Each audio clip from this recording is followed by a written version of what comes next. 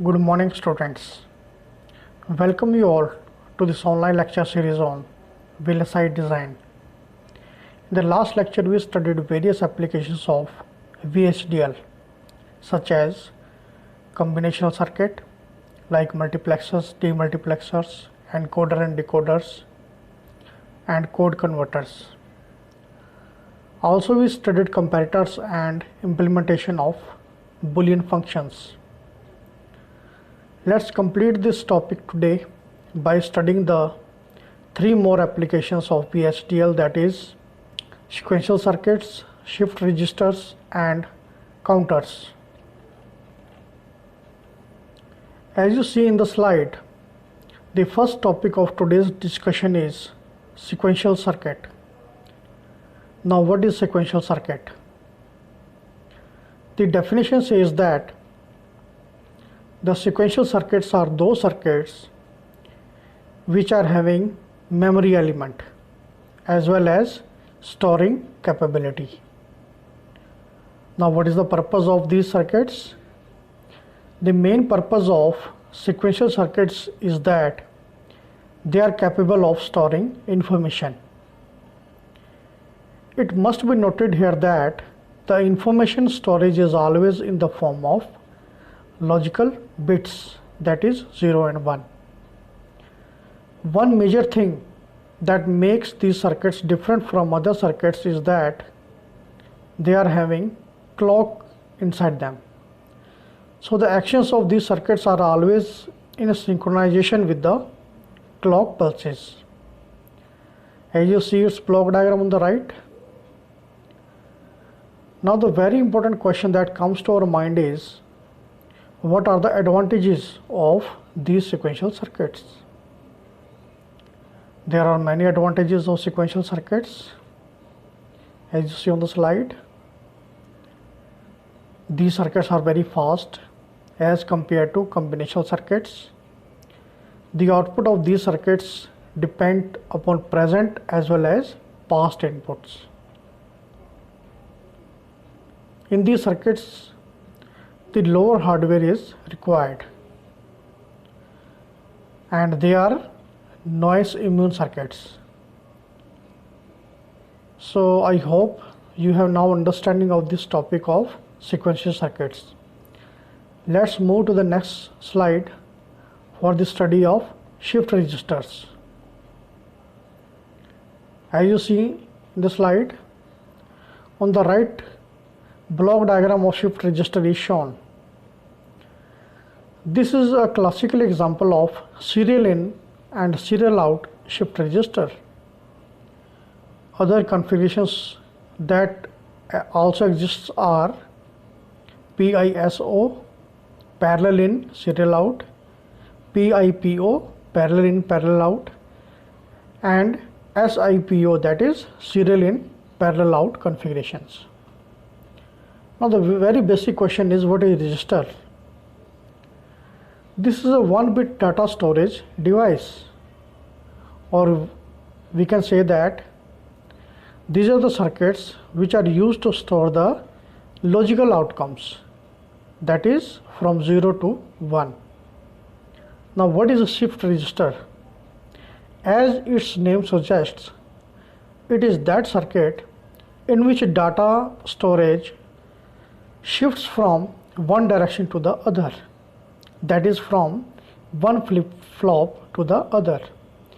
It may be any one from the four configurations, that is SIPO, SISO, PIPO or PISO as defined earlier. As you see in the block diagram, these circuits are made up of various logical gates, also called as flip-flops. Let's take an example for the better understanding. As you see on the slide, the block diagram of serial in parallel out shift register is shown. Here D flip-flop is used. As you see, the D input is that which is serial data at the input, and D out is the serial data output. Now this data switching always happens at the rising or falling edge of the every clock pulse, which is attached to 4 flip-flops. Now let's study its VSDL code. As you see, initially the library declaration is done, which is followed by entity declaration of shift register. Then variables are defined there, like D in clock reset for input and D out for output. As we know, the architecture part covers the basic logic of the circuit. When clock and reset are high, then register starts the logic. Here, if else logic is used, the data shifts from one flip-flop to the other as per every clock pulse.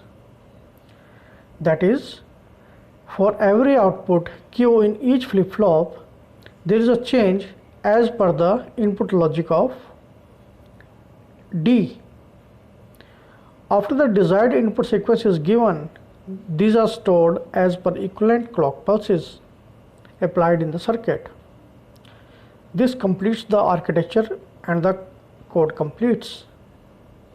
I hope you have now understanding of this topic of shift register. Let's study next topic of counters. As you see on the right, block diagram of counter is shown. As diagram shows, the counting sequence is just the logical action of the circuit as per the clock signal applied. Now what is counter? A counter is a sequential circuit. It can also be defined as a logical circuit which is used for counting pulses. So this counting pulse is the basic purpose of counter. Now what are its types? Well, counters can be of 2-bit counter, 3-bit counter or 4-bit counter and so on. How counters are made up of? These circuits are designed using the digital logical circuits, which are called as flip-flops. As you see in the block diagram, these circuits are primarily dependent upon the clock signal which is attached to them. Let's take an example for better understanding of counters. As you see on the slide, an example of 3-bit binary counter is shown. The outputs Q0, Q1 and Q2 are the 3 outputs of flip-flops. These flip-flops are individually connected with a clock signal and data input I. For every clock pulse, the output of this flip-flop changes from one stage to other, which is from 000, 001, so on up to 111, making total 8 counts. It must be noted that for counting the higher counts, the number of flip-flops are increased accordingly. Since it is a 3-bit counter, similarly we can make 4-bit counter. So 4 inputs are there, that is A, B, C and D, and accordingly we can have the outputs. Now let's study the VHDL code of this counter.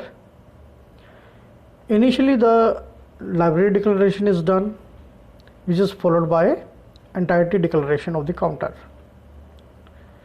where the variables are defined, that is clock for input and count for output. As we know, the architecture part covers the basic logic of the circuit.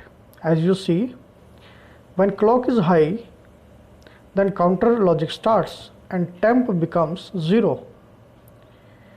Here, if logic is used, the temp count increases from 0 to 1, 2 and so on up to 9 as per defined range in the variable declaration, which is defined as 0 to 9. This loop logic continues and pulses are counted accordingly till the temp becomes 9. After this, the logic resets to 0 and again starts counting from 0 onwards, and process continues likewise. This completes the architecture and the code completes. I hope you have now understanding of counters. So this was all about today's lecture. This completes our main topic of applications of VHDL, where we studied many applications of VHDL in detail. In the next lecture, we start a new topic. As you see on the slide, we shall be covering VHDL statements, where we shall cover various topics such as assignment statements, sequential statements, process, and conditional statements. Thank you.